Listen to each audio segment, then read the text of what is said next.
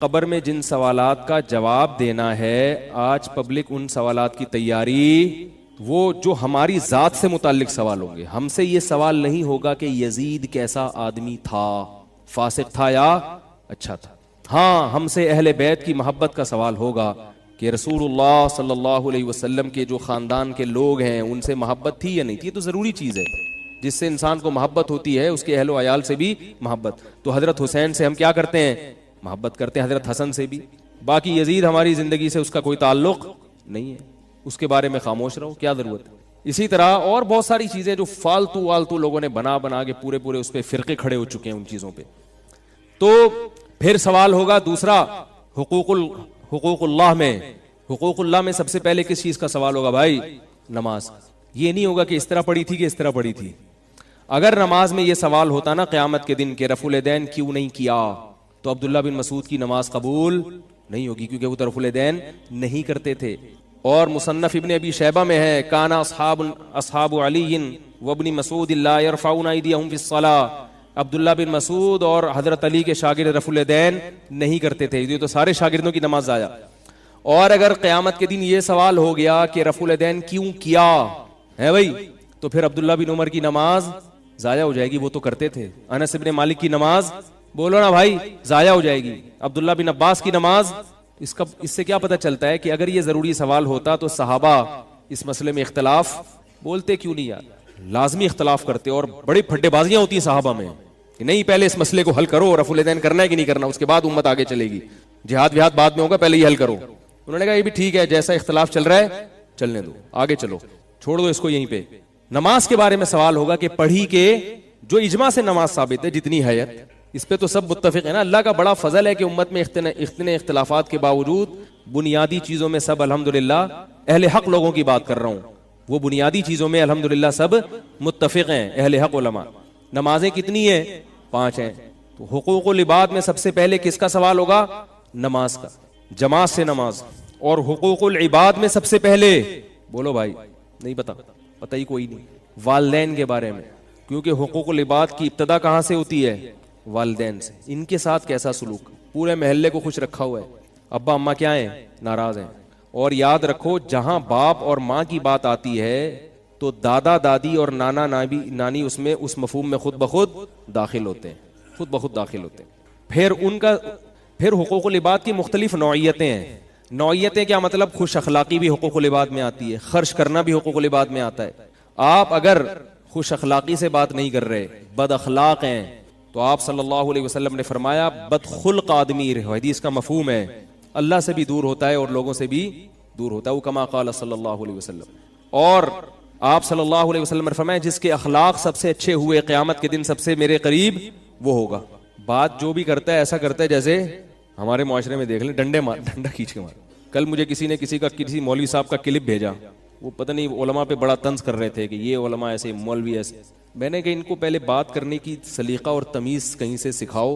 پھر مجھ سے تو سنا نہیں جاتا ہے، میں 1 منٹ سن کے بند کر دیتا ہوں، کان پھٹنے ہوتے جو ہے نا گدھوں کی طرح چیخ رہے. یہ اخلاق ہے. تو اور پھر طنز بھی ہو، اس میں کیچڑ بھی عزتیں بھی اچھالی جا رہی ہوں. کہتے ہیں نا کہ ایک مشہور ہے نا کہ بھی شکل اچھی نہ ہو تو کم از کم بات تو اچھی کر لے آدمی. تو بات بھی گندی اور اسٹائل بھی گندا، اور لوگ واہ واہ واہ واہ سبحان اللہ واہ واہ. یہ قرآن حدیث ہر فرقے میں ہوتے ہیں. میرا مقصد کسی خاص فرقے کی نہیں، ہر فرقے میں ایسے لوگ ہوتے ہیں، ہر مسلک میں ایسے لوگ ہوتے ہیں. تو خوش اخلاقی، آپ صلی اللہ علیہ وسلم نے فرمایا یہ جو بد اخلاقی ہے نا غصے سے شروع ہوتی ہے. ہر آدمی ہر وقت ناک پہ مکھی بٹھا کے گھوم رہا ہے. سب سے پہلے میرے کام ہو، سب سے پہلے پیٹرول میں جو ٹینکی میں جو ہے نا پیٹرول میری گاڑی میں سب سے پہلے ڈالا جائے.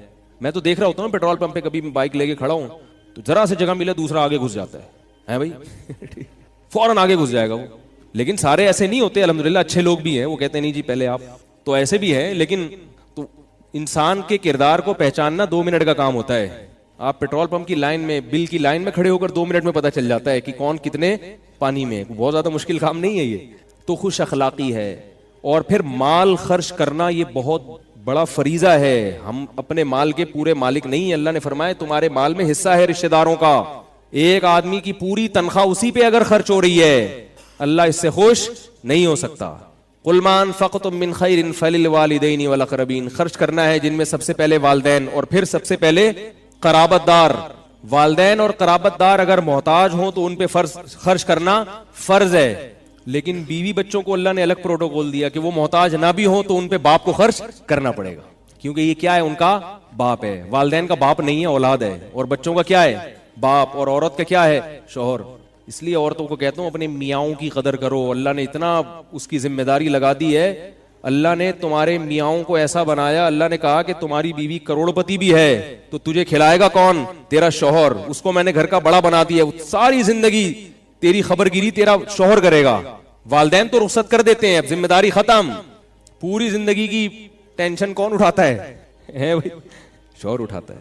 اور یہ جو مشرقی شوہر ہیں، مسلمان شوہر، ان کی اگر عظمت خواتین کو سمجھ میں نہیں آتی، یورپ میں جا کے دیکھو، وہاں کے شوہر بڑے اچھے ہیں، خوش اخلاق ہیں، ہر بات تھینک یو سے، جیسے ہمارے ہوتا ہے نا وظیفہ شروع میں 11 دفعہ درود شریف، آخر میں 11 دفعہ، تو انگریز جب بھی بات شروع کرے گا مسکرا کے تھینک یو کے ذریعے، درمیان میں کچھ رپورٹ پیش کرے گا بڑے مزے سے، بہت اچھے اخلاق کے ساتھ، اور آخر میں پھر کیا کہے گا، تھینک یو کہہ کے. چل جاب سے بھی نکالیں گے تو تھینک یو کہہ کے نکالیں گے، اتنے اچھے اخلاق. بھائی تھینک یو، اب آپ جا سکتے ہیں، آپ یہ سگنیچر کر دیں، یہاں پہ آپ مستعفی ہو جائیں، آپ اتنے اچھے اخلاق. اور ہمارے یہاں جاب پہ بھرتی بھی کریں گے نا تو تمیز سے نہیں کریں گے، دھمکی سے شروع کریں گے بات، پہنچ جانا کل صبح 8 بجے. تو لیکن اتنے اچھے اخلاق کے باوجود بیوی پہ خرچ کرتے ہیں، نہیں کرتے، بچوں پہ خرچ کرتے ہیں. اس لیے کہتا ہوں بھائی آخرت میں انشاءاللہ اتنے نالائق ہونے کے باوجود مسلمان اوپر ہوں گے انشاءاللہ. اس لیے کہ کوالٹیز جو ہے نا آج بھی مسلم میں الحمدللہ من حیث، میں یہ نہیں کہہ رہا ہر چیز میں مسلمان ان سے اچھے ہیں، میں یہ نہیں کہہ رہا ہر چیز میں ان سے اچھے نہیں ہیں، بعض چیزیں ان کی اچھی ہیں، لیکن من حیث القوم جو مسلمان کی خوبیاں ہیں وہ ان سے بہت بھاری ہیں. جب قیامت کے دن ترازو تولا جائے گا اس میں مسلمانوں کی جو چند خصوصیات ایسی ہیں ان کا وزن انشاءاللہ بہت بھاری ہوگا. ان خوبیوں میں ایک یہ بھی ہے کہ مسلمان مرد پوری زندگی بیوی بچوں کی ٹینشن اٹھاتا ہے. کبھی نہیں ایسا ہوگا کہ جتنا مرضی بیوی کے علاج پہ خرچ کرنا پڑے کرتا ہے. یہ جو شریف لوگ ہیں، آپ لوگ کی بات کر رہا ہوں میں، سارے نالائق تو ہر جگہ بھی ہوتے ہیں، وہ ساری زندگی اٹھائے گا ٹینشن. جب باپ نے ایک دفعہ بیٹی کو رخصت کر دیا، کس کی ذمہ داری شروع، شوہر کی. اس کو فالج بھی ہو جائے عورت کو، اس کو لقوہ بھی ہو جائے. ہمارے معاشرے میں الحمدللہ اب تک میجورٹی ایسی ہے کہ اس کو چھوڑتی نہیں ہے کہ رکھو اس کو، اب یہ میری ذمہ داری ہے، اس کو بھی کھلاؤں گا، اس کے بچوں کو بھی کھلاؤں گا. اس لیے میں کہتا ہوں خواتین سے اگر میاؤں سے کبھی اونچ نیچ ہو جایا کرے تو ان کی میاؤں پہ صبر کیا کریں کہ نہیں یہ میاؤں کیوں کر رہا ہے، دھاڑ کیوں رہا ہے. جب اتنا کر رہا ہے تو تھوڑی سی برداشت بھی تو کرو نا، اس کی برداشت کر لو بیچارے کی. تو حقوق العباد میں سوال کس کا ہوگا، ابدأ بمن تعول، فرمائے جو تمہارے اہل و عیال ہیں، بیوی بچے ہیں، ان پر سب سے پہلے ان کی ذمہ داری، تم ذمہ داری پوری کر رہے ہو یا نہیں کر رہے، اس کا کہاں سوال ہوگا، قبر میں سوال ہوگا. میت کو تو دفنا کے لوگ چلے جاتے ہیں، بڑے اچھے تھے، بیچارے کا حال کیا ہو رہا تھا یہ اللہ ہی بہتر جانتا ہے. سے ساری چیزیں نکل رہی ہوتی ہیں کہ بھئی تو اتنی تنخواہ بچا کے کہاں رکھتا تھا، یہ بتا خرچ کیوں نہیں کیا تو نے، ہے بھائی. نبی صلی اللہ علیہ وسلم نے فرمایا جیسا خود کھاتے ہو ایسا گھر والوں کو کھلاؤ، جیسا خود پہنتے ہو ایسا ہی گھر والوں کو پہناؤ. تو یہ سوال ہوگا.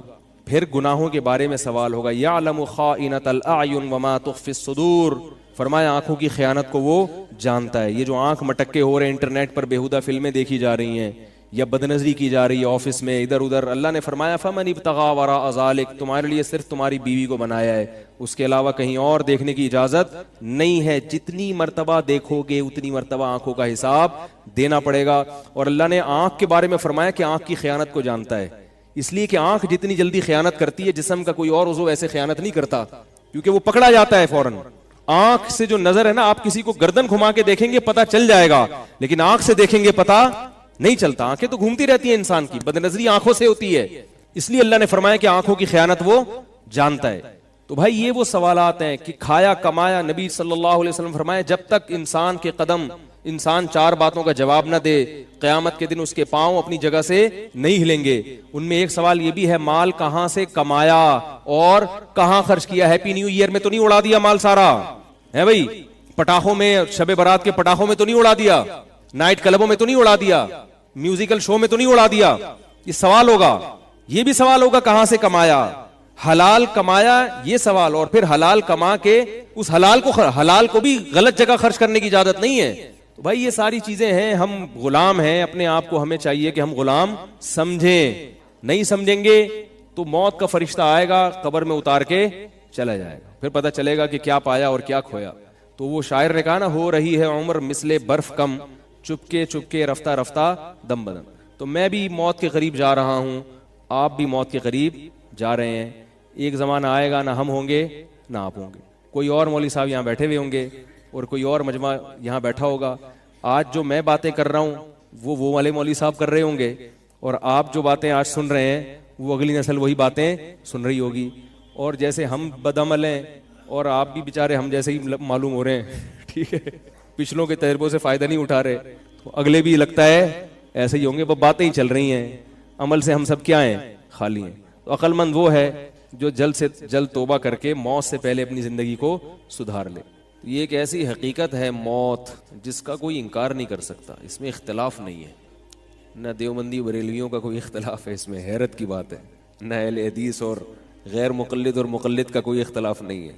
ایگزامینیشن ہال ہے جس میں لا کے ہم سب کو اللہ نے بٹھا دیا, پرچہ تھما دیا اور بتایا کہ کچھ سوالات ضروری ہیں, کچھ آپشنل ہیں, اور پرچہ ہر ایک کو مختلف دیا گیا ہے, ہر ایک کی استعداد کے لحاظ سے, صلاحیت کے لحاظ سے. علماء کے پاس جو پرچہ ہے وہ الگ ہے, عوام کے پاس جو پیپر ہے امتحان کا وہ الگ ہے. اب جب ایگزامینیشن ہال میں آپ کو پرچہ تھما دیا جائے تو آپ اپنے حساب سے پرچہ لوگے یا دوسرے کے حساب, دوسرے والا پرچہ اپنے پاس لا کے رکھو گے؟ ظاہر ہے ٹائم کم ہے, مقابلہ سخت ہے, تو اپنے سوالات کو فوکس کرو گے, دائیں بائیں جھانکنے کی کوشش نہیں کرو گے. اب مسئلہ یہ ہو گیا ہے کہ ایگزامینیشن ہال میں جو جس کی فیلڈ نہیں ہے وہ اس میں ٹانگ اڑا رہا ہے اور اپنے ضروری سوالات سے غافل ہو رہا ہے. آپ دیکھیں گے ہمارے اس دور میں مسائل کے معاملے میں ہر آدمی فنٹر بنا ہوا ہے. کسی سے بحث کروا لو, رفع الیدین کی, رفع الیدین نہ کرنے کی, آمین زور سے آہستہ, ہر آدمی فنٹر بنا ہوا ہے. لیکن اس سے جو قیامت کے دن جو ضروری سوالات ہوں گے ان سوالات کی طرف اس کی توجہ نہیں ہے. اس سے سوال یہ ہوگا کہ رات کی تنہائیوں میں کیا کیا کرتے تھے, لوگوں کے سامنے تو اللہ سے ڈرتے تھے, کیا تنہائی میں بھی اللہ سے ڈرتے تھے یا نہیں ڈرتے تھے, اپنے والدین کی خدمت کر کے جنت حاصل کرنے کی کوشش کی یا نہیں کی. رسول اللہ صلی اللہ علیہ وسلم نے ارشاد فرمایا کہ جس نے بوڑھے والدین کو پایا اور ان کی خدمت کر کے جنت اپنے اوپر لازم نہ کی, اس پر اللہ کی لعنت ہے. تو ان لوگوں کو دیکھ لیں جو مجتہد بنے ہوئے ہیں, جو فیلڈ علماء کی ہے اس میں بھی کیا کرتے ہیں, ٹانگ اڑاتے ہیں.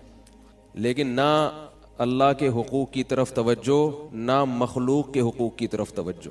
ایک صاحب حیات ممات کے مسئلے میں بہت بڑے فنٹر تھے, حیاتی مماتی, یہ حیات النبی ممات النبی, بہت فنٹر, بڑے ماہر. میں نے ان کو ایک دفعہ نصیحت کی, میں نے کہا چھوڑ دو ان چکروں میں نہیں پڑو, انسان بن کے سیدھے سیدھے مسلمان بن کے زندگی گزارو, اس میں نہیں اپنی صلاحیتوں کو برباد کرو. تو کہنے لگے کہ یہ بہت ضروری عقیدہ ہے, یہ عقائد ضروریہ میں سے ہے, اس کے بغیر ہم مسلمان نہیں ہو سکتے. تو اللہ تعالیٰ بعض دفعہ ایسی دلیل ذہن میں ڈالتے ہیں, میں قرآن و حدیث سے دلیل دیتا نا, سمجھ میں نہیں آتی ان کے. ہر آدمی میں قرآن و حدیث میں مسائل کا جو چیپٹر ہے نا وہ سمجھنے کی صلاحیت ہر آدمی میں نہیں ہوتی. یہ بات پبلک کی سمجھ میں نہیں آ رہی ہے. پبلک سمجھتی ہے کہ ہم بھی قرآن و حدیث میں جو مسائل کا چیپٹر ہے وہ سمجھ سکتے ہیں. قرآن و حدیث میں یہ واقعہ میں بھول نہ جاؤں, یہ جو گچی پکڑ کے رکھے ذرا اس کی, تاکہ جہاں سے بات چل رہی ہے نا وہیں سے, کیونکہ میں جیسے ہی ہماری گاڑی کراچی اسٹیشن سے نکلتی ہے نا درمیان میں بہت سارے ٹریک آنا شروع ہو جاتے ہیں, اور جیسے پاکستان کی ٹرین ہر ٹریک پہ ہر اسٹیشن پہ رکتی ہے نا, تو ہماری بھی ایسے ہی کچھ یہاں عادت ہو گئی ہے. عوام جو ہے نا اپنے آپ کو قرآن و حدیث کے معاملے میں, مسائل کے معاملے میں جاہل ماننے کے لیے تیار نہیں ہے. بس ایک آیت یاد کی ہوئی ہے, وَلَقَدْ يَسَّرْنَا الْقُرْآنَ لِلذِّكْرِ فَهَلْ مِن مُدَّكِرٍ, ہم نے قرآن کو نصیحت کے لیے آسان کر دیا, کوئی ہے سمجھنے والا. کہتے ہیں جب قرآن جب آسان ہے تو مولویوں سے پوچھنے کی ضرورت نہیں ہے.